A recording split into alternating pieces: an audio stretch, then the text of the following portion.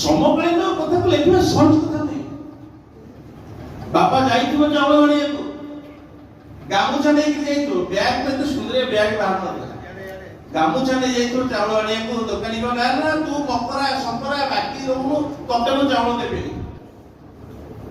ଜାଳ ସରି ସରି ଆସିବନି, ରାତି ବଢୁଛି, ବଡ ପୁଅ କୋଳରେ ଶୋଇଛି, ମଝିଆଟା ମଝିରେ ଶୋଇଛି, ଆଉ ଗୋଟେ ମାମୁ ଘର ବଡ ପୁଅ ଶୋଇଛି।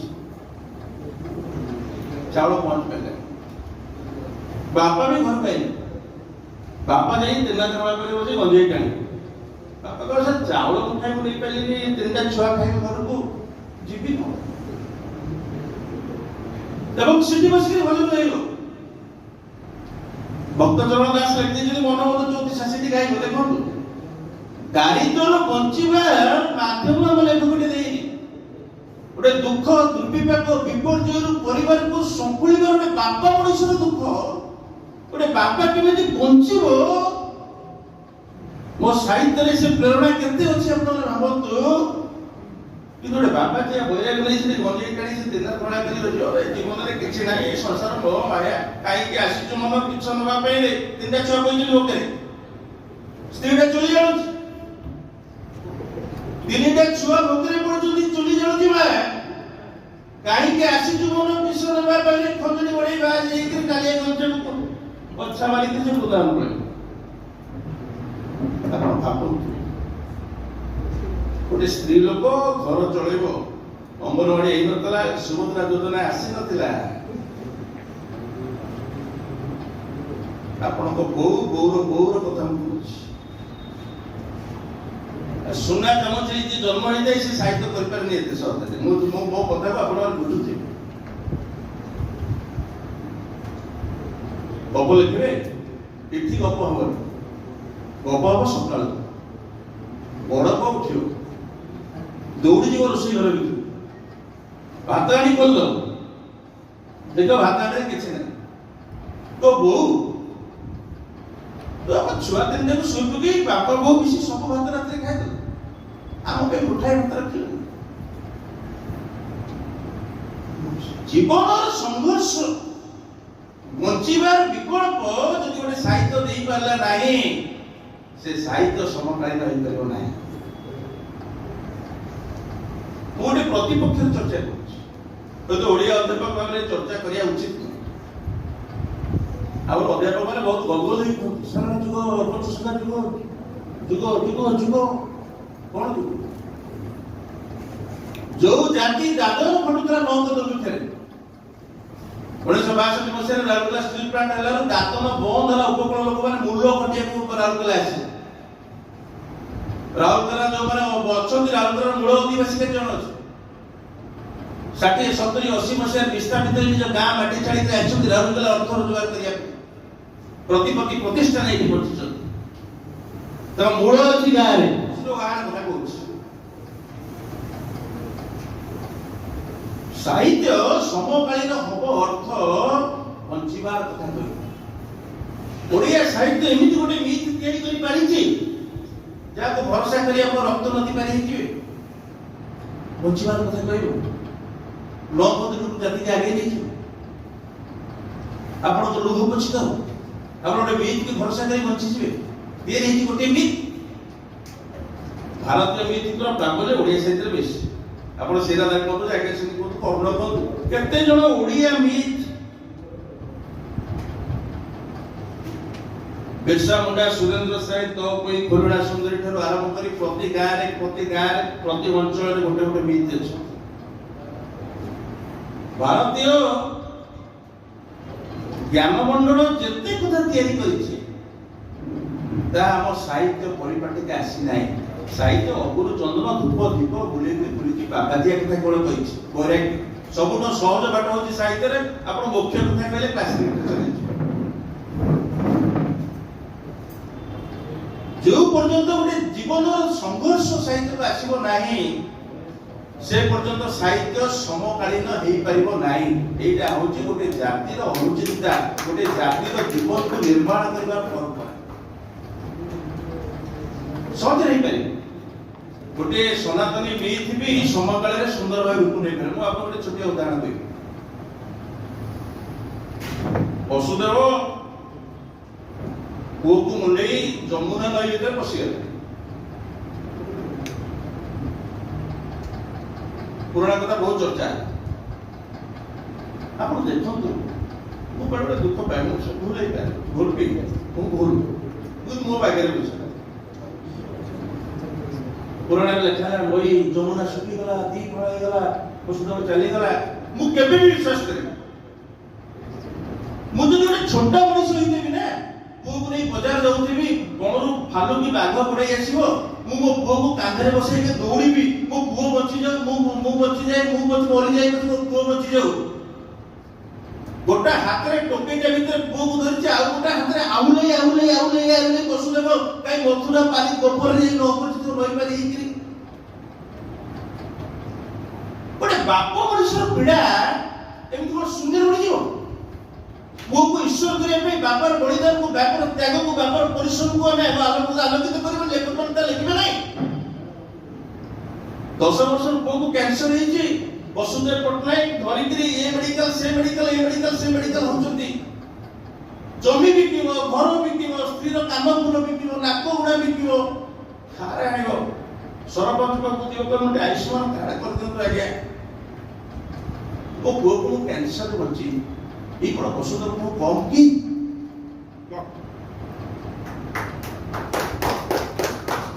ଭାରତୀୟ ମିଥକୁ ମଧ୍ୟ, ଭାରତୀୟ ଧ୍ରୁପଦ ମିଥକୁ ଜଣେ ସମକାଳୀନ ଲେଖକ ସମକାଳୀନ ପାଣିପାଗରେ ଲେଖିପାରିବେ ଏବଂ ସାହିତ୍ୟର ଉଚ୍ଚାଙ୍ଗ ମହକ ମହତ୍ଵ। ସମକାଳୀନତା କଣ କି? ଓଡ଼ିଆ ସାହିତ୍ୟକୁ ଓଡ଼ିଆ ଲେଖକମାନେ ବୁଝିବା ଦରକାର, ଓଡ଼ିଆ ପାଣିପାଗକୁ ବୁଝିବା ଦରକାର, ଓଡ଼ିଆ ବୁନିୟାଦୀ ବୁଝିବା ଦରକାର। ଓଡ଼ିଆ ବୁନିୟାଦୀ ଯୋଉଠି କୃଷି ବୁନିୟାଦୀ, ଚାଷୀ ବୁନିୟାଦୀ, ଫଳ ଲଙ୍ଗଳ କୋଡ଼ି କୋଦାଳର ବୁନିୟାଦୀ ବୁଝିଥିଲା ଫକୀରମୋହନ ସେନାପତି 1891 ମସିହାରେ ପ୍ରଥମ ସମକାଳୀନ ସାହିତ୍ୟ ଲେଖୁଛନ୍ତି ଫକୀରମୋହନ, ଯାହାର ନାଁ ଦଉଛନ୍ତି ଉତ୍କଳ ଭ୍ରମଣମ୍। 1886 ମସିହାରେ କେଦାରଗୌର ଲେଖିଥିଲେ ରାଧାନାଥ ରାୟ। ଏବଂ ଜଣେ ସନ୍ଥ କବି ପାରତ୍ରିକ କଥା ଲେଖିବେ ନା ଜୀବନର କଥା ଲେଖିବେ, ଏତେ ଦ୍ୱନ୍ଦ୍ୱ ପଛକିରେ ପଡ଼ିଲେ କହିଲେ ମୋ ଜୀବନ ନର୍କରେ ପଡ଼ିତ ଜଗତ ଉଦ୍ଧାର। ସେ ନା ମୋ ନା ପାରତ୍ରିକ ଲେଖିପାରିବି, ଯେ ମହିମା ଶୁଣି ମୁଁ ତୁମ କଥା ଲେଖିପାରିବି ନାହିଁ। ମୁଁ ଦେଖୁଛି ମୋ ଆଖିରେ ଜଗତଟା କେତେ ଦୁଃଖପୂର୍ଣ୍ଣ, ଜାତି ପ୍ରଥା, ଦରିଦ୍ର, ଘୃଣା, ଅସହ୍ୟ, ଅହଙ୍କାର। ମୁଁ ଶେଷ ହେଇଯାଏ ପଛେ ଜାତୀୟ ଜଗତ ପଛେ। ଏବଂ ତାକୁ ଧରୁଛନ୍ତି ଫକୀରମୋହନ ସେନାପତି। ଦେଖନ୍ତୁ, ଯେତେବେଳେ ରାଧାନାଥ ରାୟ ପଶ୍ଚିମରୁ ଉପାଦାନ କେମିତି ଆନ୍ତର୍ଜାତିକତା ଓ ଆଞ୍ଚଳିକତା ବାଟାବାଟି ହଉଛି ଓଡ଼ିଆ ସାହିତ୍ୟରେ, ଏଇ ଗଣ୍ଠିଟାକୁ ଧରିବାର ଅଛି। ଫକୀରମୋହନ ସେନାପତି ଯୋଉଠି ଗୌରୀ, ଚନ୍ଦ୍ରଭାଗା, ଚୋରବନ୍ଧୁଦେବ, କେଡ଼େ କେଡ଼େ ଲୋକ ସବୁ ରାଜା ରାଣୀ ହିରୋ ହିରୋଇନ, ଗୋଟେ ରାଣ୍ଡି ପୁଅ କାଢିକିରି ଗଫର ନାୟକ କରୁଛି। ଭାରତୀୟ ସାହିତ୍ୟ କଥା କହିପାରୁନି, ମୋର ବେଶୀ ଅଧ୍ୟୟନ ନାହିଁ।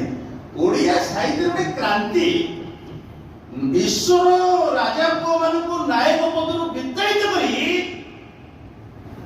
ରାଣୀପୁଟା ଗାଁରେ କହୁଥିଲେ ସେଇ ରଜ ଦୋଳି ବାନ୍ଧିବ, ସେଇ ନାଗ ସାପ ଧରିବ, ସେଇ ଘର ଗାଡ଼ି ପଶିଗଲେ କାଦୁଅରେ ସେ ହିଁ ଠେଲିବ। ଯିଏ ଜଣେ ସୋସିଆଲ ରିଫର୍ମର, ସୋସିଆଲ ସାଇଣ୍ଟିଷ୍ଟ, ଆଜିର ଯୁଗରେ ଆମେ ତ କହିପାରିବା, ସିଏ ଯଦି ନଥାନ୍ତା ଭାଗର ବିନୟର ବନ୍ୟାରୁ ସେ ଗାଁ ବଞ୍ଚି ନଥାନ୍ତା।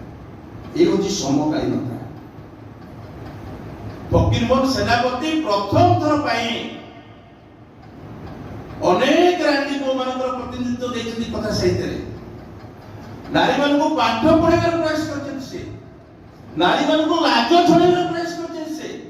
ବାହା ହେଇକିରି ଜମିଦାରଙ୍କ କୋଠ ଉପରେ ସ୍ତ୍ରୀ ସହିତ ଗପି ପାରିବନି, କେତେ ଗାରଡ଼ି ମନ୍ତ୍ର ପଢ଼େଇକିରି ଏ ସାପକୁ କେବଳ ଇଂରାଜୀ ପଢ଼ିଥିବା ଗୁଣିଆ ଝଡ଼େଇ ପାରିବ, ଆଉ କେହି ଝଡ଼େଇ ପାରିବେ ନାହିଁ। ସମାଜଟାକୁ ସମକାଳୀନ ପ୍ରସଙ୍ଗଟାକୁ କିପରି ସେ ଅଧ୍ୟୟନ କରିଥିଲେ ଫକୀରମୋହନ ସେନାପତି। ଗୋଟେ ଜାତି କେମିତି ନିର୍ମାଣ ହୁଏ ସମକାଳୀନ ଦୃଷ୍ଟିରେ ଯଦି କେହି କରିଥାଏ ସେ ହେଉଛି ଫକୀରମୋହନ। ଆପଣ ରାଧାନାଥ କାବ୍ୟଶ୍ରା କେତେ ସୁନ୍ଦର, ପ୍ରେମ ପାଇଁ ମଲେ ସୁନ୍ଦର। ନଅକ ଦୁର୍ଭିକ୍ଷରେ ମରିଥିବା ଓଡ଼ିଆଙ୍କ ମୁହଁରେ ଭାଷା ଦେବା ପାଇଁ ଏ ଜାତିକି ନିର୍ମାଣ କରିବା ପାଇଁ ତିଆରି କଲେ। କୃଷ୍ଣ ପ୍ରକାଶୀ ରେବତୀକି ନେଇ କେତେ ସାହିତ୍ୟ ଲେଖା ହେଇଛି। ରାଣୀ ପୌରଙ୍କ ନେଇ ବି କିଛି କିଛି ଲେଖା ହେଇଛି, ଲକ୍ଷ୍ମଣିଆଙ୍କୁ ନେଇ ବି ଲେଖା ହେଇଛି, ବିଭିନ୍ନ ଦୃଷ୍ଟିରେ ହେଇଛି। ଓଡ଼ିଆ ଜାତିର ସମକାଳୀନତା ଅର୍ଥ ହଉଛି ଗୋଟେ ସଂଘର୍ଷ, ବଞ୍ଚିବାର ସଂଘର୍ଷ। ଓଡ଼ିଆ ଜାତି କେବେ ଆଧ୍ୟାତ୍ମିକ ଜାତି ନଥିଲା, ଓଡ଼ିଆ ଜାତି କେବେ ମୋକ୍ଷ ପାଇଁ ପାଗଳ ହେଇନଥିଲା। ଓଡ଼ିଆଙ୍କର ଆଜି ବି ସମସ୍ୟା ହଉଛି ବଞ୍ଚିବାର ସମସ୍ୟା। ଗୋଟେ ସରକାର ପୋଲ ନ କରି ପିଇବା ପାଣି ଯୋଗାଇ ନ ଦେଇକିରି କାହିଁକି କାଳିଆ ବଳିଆ ସମୁଦ୍ରରେ ପଇସା ବାଣ୍ଟୁଛି? ଏ ଜାତି ବଞ୍ଚିବ, ବଞ୍ଚିବା ପାଇଁ ପଇସା ଦରକାର। ପଇସା ପଇସା ଦିଅ, ବଞ୍ଚ ବଞ୍ଚ। আর অর্থ কଣ? ଓଡ଼ିଆ ଜାତି ଏବେ ବି ସଂଘର୍ଷ କରୁଛି ବଞ୍ଚିବା। ଆପଣ ଦେଖନ୍ତୁ 8,000 10,000 ସପିଂ ମଲରେ କାମ କରୁଥିବା, MA ପାସ୍ କରୁଥିବା, ବିଟେକ୍ ଇଞ୍ଜିନିୟର ଶ୍ରେଣୀ 14,000 15,000 16,000 ଟଙ୍କାରେ ଖଟୁଥିବା ପିଲାର ଦୁଃଖକୁ ଦେଖନ୍ତୁ। ଏତିକି ବାହାରକୁ ଛାତ୍ର ପିଲା ବୋଲେ ପ୍ୟାଣ୍ଟ ସାର୍ଟ ସଫା କରୁନି ସାର୍, ଏତିକି ଦିଶିବ ବାହାରକୁ ତ, ଏତିକି ସଫା କରୁଛି, କୋଟା ପିନ୍ଧି ପଳଉଛି, ଆଉ କୋଟା ତ ମଳି ହଉନି। এই হচ্ছে সমকালীন বাস্তবতা। এই বাস্তবতাকে যদি সাহিত্যে আমি ন আনিবা, আমি কোন ওড়িয়া ভাষায় আন্তর্জাতিক সাহিত্য লিখিবা, ওড়িয়া ভাষায় সংস্কৃত সাহিত্য লিখিবা, ওড়িয়া ভাষায় বঙ্গালী সাহিত্য লিখিবা। কারণ আমার আধুনিকতা অন্যান্য ভারতীয় প্রদেশ অনেক পছে, ଏବେ ବି ଆମେ ବଞ୍ଚିବାକୁ ସଂଘର୍ଷ କରୁଛୁ। ବହୁ ମୋର ମନେ ପଡୁଛି ପିଲାଦିନେ ମୁଁ ତ ବାଦେ ନିକଟ ଗାଁର ପିଲା, ରବିବାର ଦିନ ବହୁ ଗୋବର ତାରିଖ, ଗୋବର ଚକଟି ହଉ ତାରି ଗୋବର କଲେ ବୁଝିପାରିବେ କୁଆଡେ। ତ ମତେ କହିବ ପୁଅ ଟିକେ ବହି ଦିଅନ୍ତୁନୁ, ବସି ଟିକେ ପାରି ଦିଅନ୍ତୁ। ମୋର କ୍ରିକେଟ ମ୍ୟାଚ୍ ଖେଳୁଥିବ, ମୁଁ ଗୋଡ଼ ବାଡ଼େଇବି ତ ନାଇଁ, ବାପୁ ବହି ଦେଇଯା। ବହୁ ଚକଟିବ ଗୋବର, ମୁଁ ଯିବି ତାକୁ ନଈ ବନ୍ଧରେ ପକେଇବି। ଆପଣ ଦେଖନ୍ତୁ ସାହିତ୍ୟ ହବନି, କାନପୁର କବିତା କଣ ସେମିତି ଆସିବ? ଗୋବର ପକେଇବି, ନଈ ବନ୍ଧଟା କେମିତି ଗୋଟେ ଦେଖନ୍ତୁ ଗଡାଣିଆ ହେଇଥିବ, ତା ଦେହରେ ବୋଉ ଗୋଟେ ଗନ୍ଧି ଗଛକୁ ଧରିକି ବସିବ ଏବଂ ସେ ତାକୁ ଖସିକି ଗୁଳା ଗୁଳା କରିକି ଗୋବରକୁ ପକେଇକି ଖସି ପାରିବ।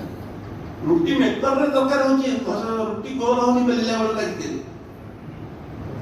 ଏବଂ ଗୋଟିଏ ବି ଘଷି ଗୋବର ବଙ୍କା ହେଇନଥିବ। କେମିତି ସମତୁଲ କରି ସେ ଗୋବରକୁ ଗୋଲ ଗୋଲ କରି ପକେଇଥିବ।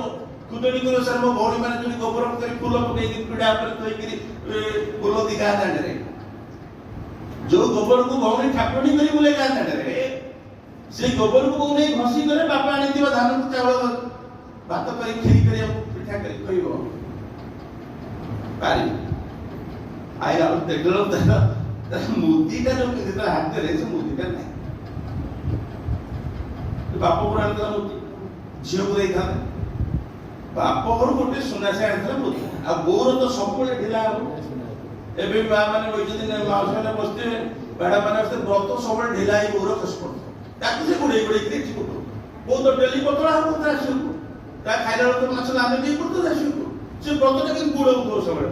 ବୋଉ ଏକାଥରେ ଭିଡ଼ି ଦଉନୁ, ନା ତୁ କଣ ଘୋଡେଇ ବହି ମୁଦିଟା ହଜିଗଲା, ମୁଗୁଳା ହେଇକି ଆঙୁଠି ସରି ବୁଝିଥାଏ। ବାପା ଗାଳି ଦେଲେ, ବାପା ଗାଳି ମାଡ ଠୁ ପଡ, ବୁଦ୍ଧି ଗଲା ପଡେ, ତ ବୁଦ୍ଧି ଗଲା ପଡେ ଅଦେଖି ଘରର ଝିଅ। ବାପା ଭୁଲି ଯାଇଥିଲେ ସେ ମୁଦିଟା ସେ ବୋଉ ଆଣିଥିଲା ବାପ ଘରୁ, ମୋ ଝିଅକୁ ଦେଇଥାନ୍ତି, ମୁଦି ହଜିଗଲା। ବହୁତ ଗାଳି ଖାଇଲା, ମାଡ ଖାଇଲା। ମୁଦି ଆଜ୍ଞା ବସି ଆସିଲା, ଗାଳ ହେଲା, ଆମେ ବି କାନ୍ଦିଲୁ। ବୋଉ ମୋର ବୋଉ କାନ୍ଦିଲେ, ଆମେ ବି କାନ୍ଦିଲୁ। ଆମେ କିଛି ବୁଝିପାରୁନୁ। ବୋଉ ଯେତେବେଳେ ଘରେ ଗଲା ତା ଲୁଗା କାନ୍ଦିଲେ, ଆମେ ବି କାନ୍ଦିଲୁ। ବୋଉ ତା ଲୁଗା ବୁଝି ଆମ ଲୋକ ଓଡ଼ିଆ ଘର କଥା କହୁଛି, ମୁଁ ଆଲୁ ଆଲିଆ ଘରର କଥା କହୁ। ବୋଉ ବାସି ପାଉଁଶ ଫୁଲୁ ଫୁଲୁ ଚକ ଚକ ସାର ବାସି ପାଉଁଶ ଭିତରେ ଦେଖିଲା ସେ ମୁଦିଟା ଅଛି। ଆଲୁ ଆଲୁ ଏଇ ତ ମୁଦି। ମୁଁ କହିଲି ବୋଉ ମୁଦି କେମିତି ତ ଚୁଲି ଭିତରୁ ଖାଇଲା? ତୁ କଣ ଚୁଲି ଭିତରେ ଲୁଚେଇଥିଲୁ? ନାଇଁ ରେ ପୁଅ, ତୁ ସେଦିନ ଯୋଉ ଗୋବର ନେଇକି ଯାଇନଥିଲୁ, ମୁଁ ବୋଧେ ଖସି ଦାର ଖସି ଭିତରେ ପଶି ଯାଇଥିଲା। ଆଉ ତୋ ବାପା ବୁଝିଲା, ତୋ ବାପା ଆସ, ବାପା ଦେଖ କେତେ ମାରିଥିଲା ମତେ ମୁଦି ପାଇକି। ମୁଦି ବାପା ଟିକେ ଗାମୁଛାରେ, ମୁଁ ବଡ ଲୋକ କାନ୍ଦନ୍ତି ନା, ଗାମୁଛାରେ ମୋ ପିଠି ବାରିଆରେ କାନ୍ଦିବାକୁ ପଡି ଯାଉଛୁ। ବାପା କାନ୍ଦୁଥିଲା କୋଉଠି? ବାରିଆରେ ବସି। ଗାଁରେ ଗୋଟେ ବଡ ଲୋକ ଗୁରୁଜନ ଲୋକ କହିଥିଲେ, ଆମର ସବୁ କଥା କାନ୍ଦ ସବୁ ବାରିଆରେ, ଗାଁରେ ଗୋଟେ ବାରିଆରେ ବୁଲିଥିଲା। ଗପ ଲେଖା ହେଇଛି ବହୁତ ସେତେ ସବୁ ଗୌରୀ ସବୁ ଗପ ଲେଖିଛନ୍ତି ସବୁ କେତେ ନଷ୍ଟ ଲେଖି ଚମତ୍କାର ଏଇଟା ସମକାଳୀନ କଥା ନୁହେଁ ପ୍ରସାଦ ଭାଇ ଆଜି ଏ କଥା ଗପ ଲେଖିଲେ ଲୋକ ଥରିବେନି ଆଜି ଆଳୁ ଚାଷୀର ପୁଅ ଅଙ୍କଲ ଚିପ୍ସ କରୁଛି ମଣ୍ଡା ପିଠା ଖାଇକିରି ବଡ ହେଇଥିବା ବାପ ଦେଖୁଛି ତା ପୁଅ କେମିତି ମୋମୋ ଆଣିକିରି ଖାଉଛି ଚକୁଳି ପିଠା ଯୋଉଠି ହେଇଯାଇଛି ମ୍ୟାକଡୋନାଲ୍ଡ ପିଜ୍ଜା ସେଠି କୋଉ ସମକାଳୀନତା ଆପଣଙ୍କୁ ଉଦ୍ଭୁତ କରିବ କେତେ ଜଣ ପିଜ୍ଜା ପାଠକ ଅଛନ୍ତି ଓଡ଼ିଆ ସାହିତ୍ୟର କେତେ ଜଣ ଚକୁଳି ଖିଆ ପାଠକ ଅଛନ୍ତି ଓଡ଼ିଆ ସାହିତ୍ୟର ଆପଣ ମାନେ ଲେଖକ ମାନେ এই কথাକୁ ଦିଗକୁ ଯେତେବେଳେ ଦୃଷ୍ଟି ଦେବେ ସେଟା ଜାଣିବେ ସମକାଳୀନତା ସାହିତ୍ୟ କଣ ହବା ଉଚିତ ବଞ୍ଚିବାର ସଂଘର୍ଷ ନା ଇମ୍ପ୍ରିଟୁରେ ନାରୀବାଦକୁ ନେଇ ବହୁତ କଥା କୁହାଯାଉଛି ପୁରୁଷ ନିର୍ଯାତନା ନେଇ କେତେ ସାହିତ୍ୟ ଲେଖା ହେଉଛି ସମକାଳୀନ ପରିପ୍ରେକ୍ଷୀ କିନ୍ନର ପ୍ରସଙ୍ଗ ନେଇ କେତେ ସାହିତ୍ୟ ଲେଖା ହେଉଛି ଦଳିତ ନାରୀର ବିଡ଼ମ୍ବନା ନେଇ କେତେ ସାହିତ୍ୟ ଲେଖା ହେଉଛି ଆପଣଙ୍କ ମୂଳ କଣ ଆଣି ବୁଝୁଛନ୍ତି ଆପଣ 5 ତାଲା କୋଠା ସହରରେ କରିଛନ୍ତି ଏଇ ଗାଁର ଭିଟାମିନ୍ରେ ବିଲୁଆଟି ଯିବାକୁ ଦୁଃଖ ଲାଗୁନି ଯେ ତାରା ହେଇକି ଜେଜ ଠିଆ ହେଇଥିବ ଢିଅ ଉପରେ ସେ କହୁଥିବ ଜନ୍ମ କରୁଥିଲୁ ବର୍ଷ ହେଇଥିଲା ଆମ କୂଳରେ ଭୁବନେଶ୍ୱରରେ 5 ତାଲା ଗଲୁ ଗାଁରେ ଗୋଟେ ବର ଗଛ ତୁଳସୀ ଗଛ ଲଗେଇ ପାରିଲୁନି ହତଭାଗା କଲମ ଖସି ପଡ଼ିବ ଖସି ପଡ଼ିବ କଲମ ଗୋଟେ ଶଙ୍କରୀ ପରିଚୟ ନେଇ କେହି କ'ଣ ବେଶୀ ଦିନ ବଞ୍ଚିପାରେ ସମକାଳୀନତା ଆପଣଙ୍କୁ ମୂଳକୁ ନେଇଯିବ ବାନାନା ଗ୍ରୀନ ବର ଗଛ ପାଖକୁ ଯିବ ଆପଣ ସେହି ସଂସ୍କୃତିର ଲେଖକ ଆପଣ ସେହି ସଂସ୍କୃତିର ପାଠକ ଆପଣ ସେହି ସଂସ୍କୃତିର ଉତ୍ତରଦାୟିତ୍ୱ ଯୋଉ ସଂସ୍କୃତିରେ ବୋଉର ଝୁମ ଝୁମ ପାଣି କାଚ ଥିଲା କେତେ ହାଣ୍ଡି ଥିଲା ଗୋବର ପାଣି ହାଣ୍ଡି ଭଜା ଭଜି ହାଣ୍ଡି କେତେ ହାଣ୍ଡି ଘର ତୋରାଣୀ ହାଣ୍ଡି କେତେ ହାଣ୍ଡି ଥୁଆ ହେଇଥିଲା ବନ୍ଧୁଗଣ ସମକାଳୀନତା ଆପଣଙ୍କ ଭିତରେ ଅଛି ବେଳେବେଳେ ଆମେ ସମକାଳୀନତା ଫୋପାଡ଼ି ଚେତନାଶୀଳ ହେଇଯିବ ନାରୀବାଦ ସ୍ଥିତିବାଦ ଦଳିତବାଦ black poetry spot poetry standup poetry standup କମେଡିରୁ ଷ୍ଟାଣ୍ଡଅପ୍ ପୋଏଟ୍ରି କବିତା କ'ଣ ଜୀବନଟା ଗୋଟେ ଗିଫ୍ଟ ଛକ କଳା ସାର୍ଟ ପିନ୍ଧି 500 ଟଙ୍କା ଖାଇଦେବ ମୋଟରସାଇକେଲ ବସି ଘେରାଇ ବୁଲି ଆସିବ ହସ୍ପିଟାଲ ପଳେଇ ଯାଏ 6ଟା ପୂର୍ବରୁ ଦିସ୍ ଇଜ୍ କବିତା ଜୀବନ ଭୟଙ୍କର ଧୁ ଧୁ ଖରା ଏଇ ହଲରୁ ବାହାରି ଗଲା ପରେ ଆମକୁ ଅପେକ୍ଷା କରିଛି ସମକାଳୀନତା ଯେତେବେଳେ ଗୋଟେ ଓଡ଼ିଆ ଲେଖକ ବୁଝିବ ଯେ ତା ମାଟିର ସମସ୍ୟା କ'ଣ ତା ଜାତିର ସମସ୍ୟା କ'ଣ ସମୟର ସମସ୍ୟା କ'ଣ ସେତେବେଳେ ତା ସାହିତ୍ୟ ସମକାଳୀନ ହବ ନହେଲେ ଆମେ ଚିରନ୍ତନ ସାହିତ୍ୟ ଲେଖିବା ମାୟାରେ କେବଳ ଦୈନିକ ସାହିତ୍ୟ ସୃଷ୍ଟି କରି ସାରିବା ଆମ ସାହିତ୍ୟ ଲୁହ ବୁନ୍ଦାକୁ ନିର୍ମାଲ୍ୟ କରିବାର ଶାନ୍ତି କରିପାରିବ ନାହିଁ ଆପଣ ଭଲ ଭାବରେ ଜାଣନ୍ତୁ ଜଣେ ସତ୍ ଲେଖକ ବାଉଁଶକୁ ବଂଶୀରେ ବଦଳାଇ ଦେଇପାରେ ସେଇଭଳି ଲେଖକ ଲୁହ ବୁନ୍ଦାକୁ ବି ନିର୍ମାଲ୍ୟରେ ପରିଣତ କରିଦେଇପାରେ ନମସ୍କାର ସମସ୍ତଙ୍କୁ